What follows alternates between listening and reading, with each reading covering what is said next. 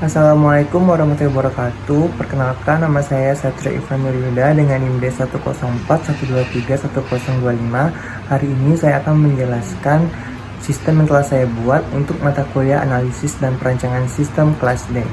Berikut penjelasannya. Baik, dalam penjelasan kali ini saya akan menjelaskan 3 bagian. Yang pertama latar belakang, kedua DFD, yang ketiga itu adalah prototipe dari sistem ini.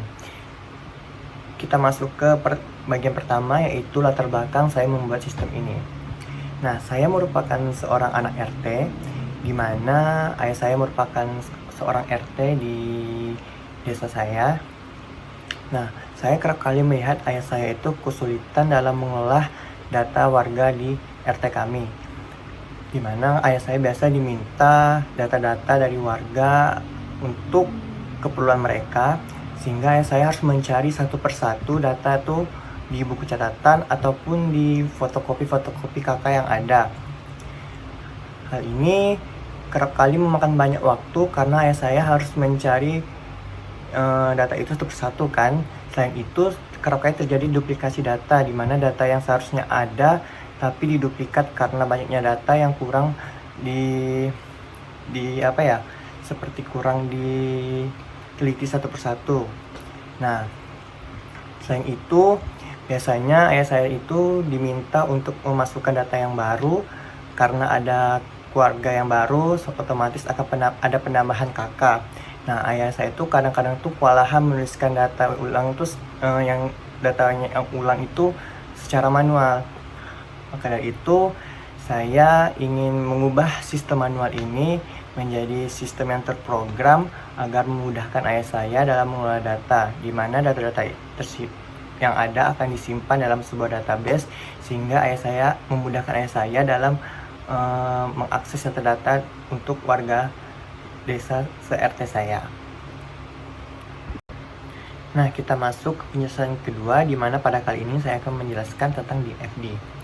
Nah, sebelumnya disclaimer dulu, mungkin DFD yang akan saya jelaskan akan berbeda sama DFD yang telah saya kumpulkan, karena ada beberapa hal yang menurut saya itu harus dihapus dan harus ditambah, ada juga yang harus dipisah. Untuk itu maka ini adalah DFD yang sudah saya fixkan. Yang pertama, kita masuk ke konteks diagram. Awalnya saya menggunakan 3 aktor karena yaitu ada satu lagi tambahan teknisi IT selain operator dan ketua RT ini. Kenapa saya hilangkan? Karena menurut saya teknisi IT itu tidak perlu digunakan untuk sistem yang lumayan sederhana ini. Di sini terdapat ketua RT dan operator, di mana ketua RT ini bertugas bisa mencari data dan memverifikasi data. Outputnya akan mendapatkan menerima laporan data dari sistem. Sedangkan operator itu dapat menginput data, mengupdate data warga, mencetak data warga, dan menghapus data warga. Nah, outputnya juga sama, itu laporan data warga. Selanjutnya kita masuk ke level 0 diagram atau level overview. Di sini ada penambahan login yang awalnya tidak ada. Operator dan ketua RT akan melakukan login untuk masuk ke sistem. Setelah itu, operator dapat melakukan kelola data. Begitu juga ketua RT ini bisa melakukan kelola data. Ya, walaupun tidak semua hal dikelola, ada beberapa bagian saja yang akan dijelaskan lebih detail pada diagram level 1. Nah, kemudian data yang sudah dikelola itu akan disimpan di dalam database, yaitu data warga. Nah, data warga yang sudah disimpan di dalam database ini dapat dilakukan pencetakan untuk dijadikan laporan kepada ketua RT. Untuk penjelasan lebih detailnya ada di sini. Oke, selanjutnya kita masuk ke level 1 diagram. Nah, level 1 diagram ini merupakan perincian dari level 0 tadi, yaitu bagian kelola data dan laporan cetak data warga. Di sini ada 5 proses yang terjadi. Yang pertama yaitu pencarian data warga, di mana pencarian data warga ini dilakukan oleh ketua RT untuk mencari data-data warga yang diminta oleh warganya. Selanjutnya ada input data warga. Input data warga ini diinput oleh operator secara langsung. Kemudian data yang sudah diinput itu akan diverifikasi oleh ketua RT. Setelah dilakukan verifikasi dan disetujui, data warga yang sudah diinput akan disimpan dalam database data warga. Kemudian ada update data warga. Nah, update ini akan dilakukan oleh operator, di mana update akan diminta langsung oleh ketua RT, sehingga tidak perlu dilakukan verifikasi, karena kalau sudah diminta oleh ketua RT, otomatis itu secara tidak langsung merupakan verifikasi dari ketua RT. Nah, data warga yang sudah diupdate akan disimpan ke dalam database data warga. Selanjutnya ada proses hapus data warga. Nah, hapus data warga ini juga sama dilakukan oleh operator. Operator akan menghapus data warga yang sudah tidak relevan atau tidak digunakan, di mana hal itu sudah diminta oleh ketua RT secara langsung, sehingga tidak melakukan verifikasi. Nah, data warga yang sudah dihapus akan disimpan ke dalam database data warga. Dan terakhir yaitu laporan data warga. Di sini laporan data warga itu dilakukan oleh operator, di mana laporan itu dapat berupa di print atau di download PDF-nya saja. Nah, laporan data warga ini biasanya diminta langsung oleh ketua RT kepada operator untuk mencetakkan hasil laporan. Nah, hasil laporan yang sudah tersimpan akan dikirimkan ke ketua RT. Ini untuk detailnya. Baik, selanjutnya kita masuk ke level 2 diagram, yaitu perincian dari 5 proses tadi. Nah, yang pertama yaitu proses pencarian data warga. Yang pertama itu ketua RT akan pada level ini itu ada 3 proses, yaitu proses pertama ketua RT akan mencari data warga. Kemudian setelah mencari data warga, data warga itu akan diambil dari database data warga, kemudian yang disesuaikan. Setelah mendapatkan hasil yang sesuai, data tersebut akan ditampilkan hasilnya. Nah, setelah ditampilkan hasilnya akan diperlihatkan kepada ketua RT, sehingga ketua RT dapat melihat hasil pencarian data warga yang sudah diinputnya. Selanjutnya ada proses yang kedua, yaitu input data warga, di mana pada proses ini terdapat 2 proses, yaitu input data warga dan verifikasi data warga. Pertama, operator akan melakukan input data warga. Setelah diinput, akan ada proses verifikasi data warga yang sudah diinput operator itu oleh ketua RT. Setelah diverifikasi ketua RT, data warga itu akan disimpan ke dalam database data warga. Selanjutnya yaitu proses yang ketiga, yaitu update data warga. Update data warga juga memiliki 2 proses, yaitu pertama kita akan melakukan pencarian data warga. Setelah kita melakukan pencarian data warga, kita akan melakukan update data warga. Nah, pencarian data warga ini, saat kita mencari data warga itu diambil dari database data warga. Nah, setelah kita melakukan edit, data yang sudah diedit akan disimpan kembali ke database data warga. Yang keempat yaitu proses hapus data warga. Nah, proses hapus data warga ini dibagi menjadi 2 proses juga, yaitu kita harus melakukan pencarian data dahulu. Setelah mencari saat kita melakukan pencarian data yang diambil itu diambil dari database data warga. Nah, setelah kita melakukan pencarian data warga, kita akan pilih data warga yang akan kita hapus. Setelah kita hapus, data warga yang sudah kita hapus itu akan tersimpan ke database yang ada. Maksudnya tersimpan, misalnya awalnya itu ada 4 data warga, terus kita hapus 1. Jadi kan saya 3 data warga tuh. Nah, 3 data warga itu akan tersimpan ke database data warga. Dan yang terakhir yaitu proses 3.1, yaitu proses hapus data. Sebenarnya ini bukan hapus ya, ini sebenarnya cetak data warga yang ini. Itu salah. Nah, ini laporan data warga, yaitu kita bisa mencetak data warga. Di sini ada 3 proses, yaitu cari data warga, mengolah data warga, buat dan cetak laporan. Yang pertama, operator akan melakukan cari data warga sesuai yang ingin dicari, yang ingin kita cetak.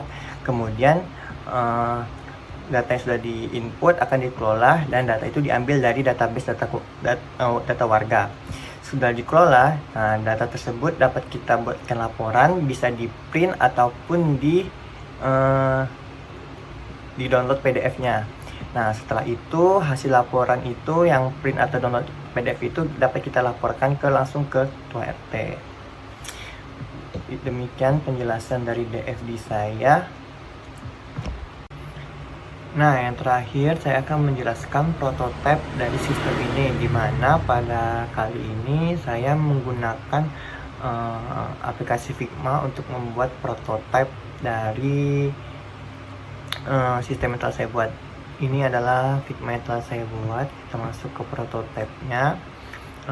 Sebelumnya saya disclaimer, ini tidak bisa full screen karena di laptop saya jika full screen ini akan mati screen recordnya. Maka dari itu saya tidak akan full screen. Yang pertama adalah tampilan dari loginnya, dimana kita akan masukkan username dan masukkan password. Kita dapat melihat passwordnya dengan mengarahkan kursor ke sini. Selanjutnya kita akan login. Nah, sebenarnya bagian ini tidak perlu karena prototipe yang saya buat ini tidak memiliki backend ataupun codingan, sehingga Figma-nya tidak paham ini masuknya ke Pak RT atau operator, dan saya tidak membuat dua flow juga karena ingin membuat satu flow saja. Maka dari itu bagian ini saya tambahkan. Kita masuk ke Pak RT dulu. Nah, di Pak RT tadi kan ada dua hal yang bisa dilakukan, yaitu verifikasi data warga dan cari data warga. Nah, yang dimaksud verifikasi data warga itu adalah seperti ini.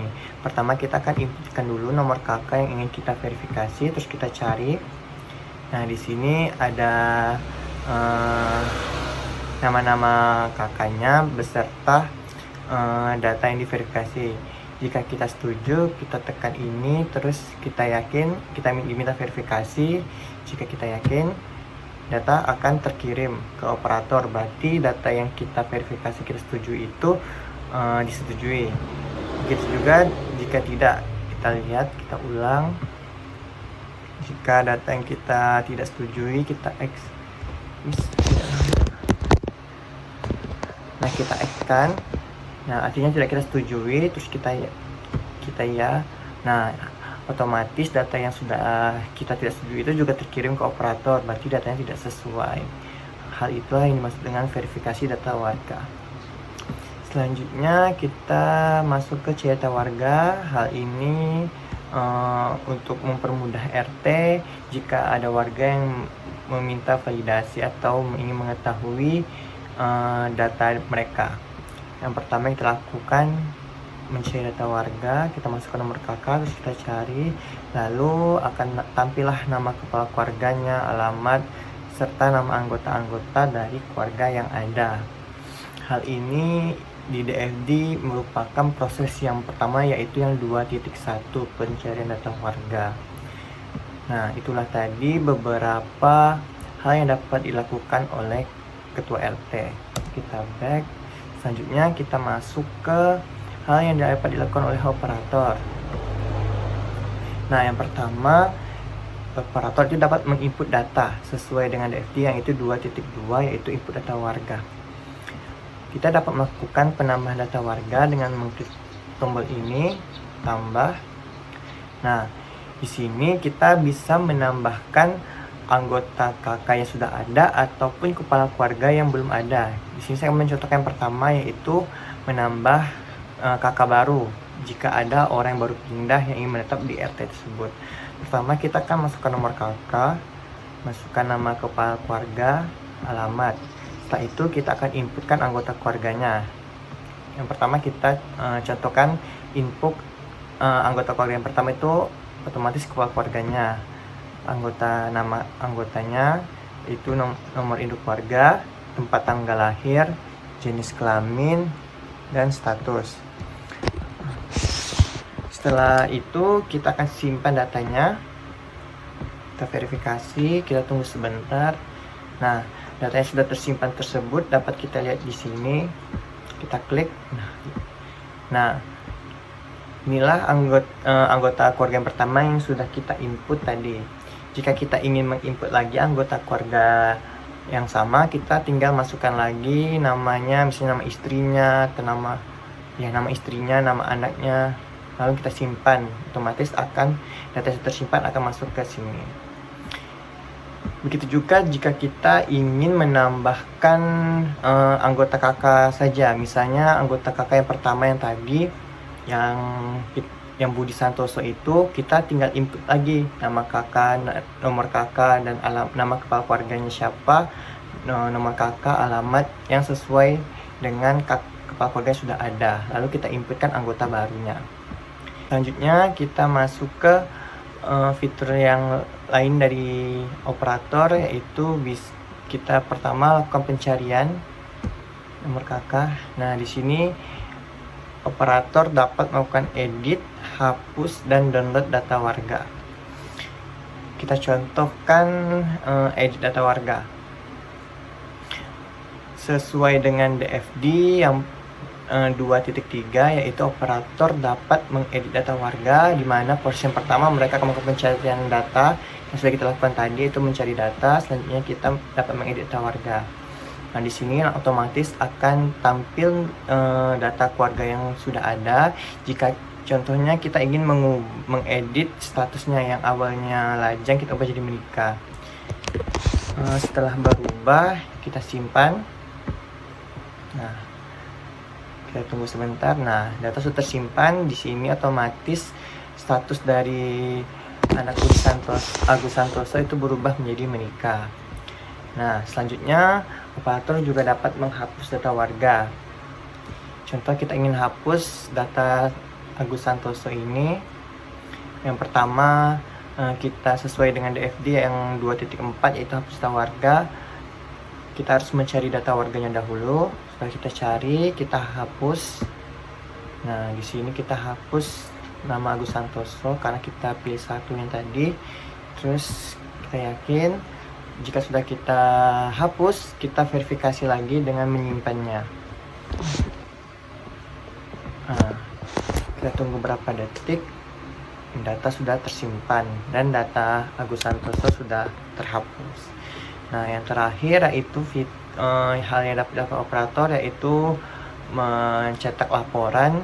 Hal ini sesuai dengan DFD pada proses 3.1, di mana kita harus mencari dulu anggota yang ingin kita download, yang kita cetak laporannya.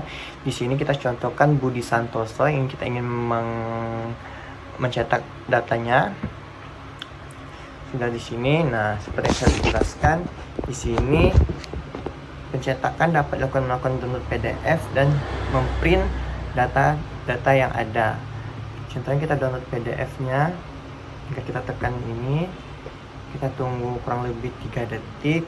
Nah, jika sudah berhasil, data sudah terdownload di file kita. Itu juga dengan print. Jika kita hanya ingin ngeprint, kita akan tunggu beberapa detik. Jika sudah selesai, maka akan ada notifikasi berhasil. Artinya datanya sudah berhasil kita print. Nah, itulah penjelasan dari Figma saya, prototipe yang telah saya buat. Demikianlah penjelasan saya mengenai latar belakang, DFD, dan prototipe dari sistem yang telah saya buat. Mungkin sistem yang saya buat belum sempurna, namun akan menjadi pembelajaran yang berharga bagi saya. Terima kasih atas perhatiannya. Kurang lebih mohon maaf. Saya akhiri. Wassalamualaikum warahmatullahi wabarakatuh.